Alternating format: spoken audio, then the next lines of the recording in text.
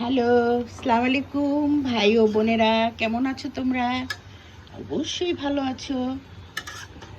সবাই এখন good morning বলবে, আমি এই টাইমটাকে বলবো আমার জন্য গুড আফটারনুন।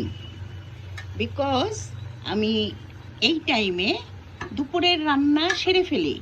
আমাদের এখানে কাজের বুয়ার গ্যাস দুটা একই রকম সমস্যা, বুঝতে পেরেছো? কাজের বুয়ারা যেমন ফুরুত ফারুত যাওয়া আসা করে, গ্যাসও ওরকম ফুরুত ফারুত যাওয়া আসা করে। আমি এখন আমি যে জায়গায় বাস করি বসুন্ধরাকে বলি কাজের বুয়া আর গ্যাসের মধ্যে কোনো তফাৎ নেই। এরা ফুরুত করে আসে, ফুরুত করে যায়, গ্যাসও তেমন ফুরুত করে আসে, ফুরুত করে যায়।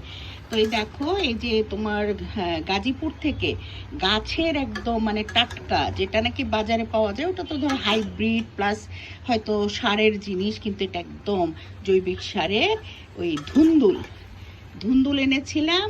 আর ওই যে দেশি চিংড়ি বড়টা, ওটাকে কিমা করে এটা দিয়ে ভুনা করছি।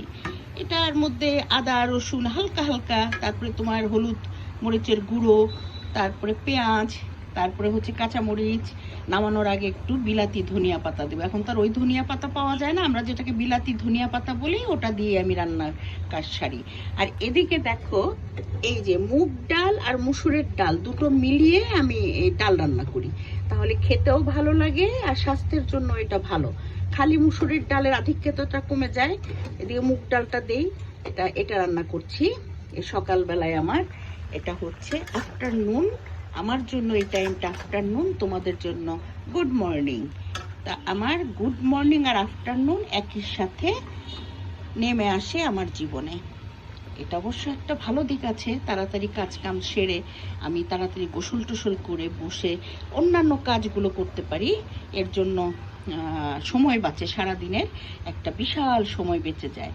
তো ভালো থেকো, খোদা হাফেজ। রান্না করো, মজার মজার খাও।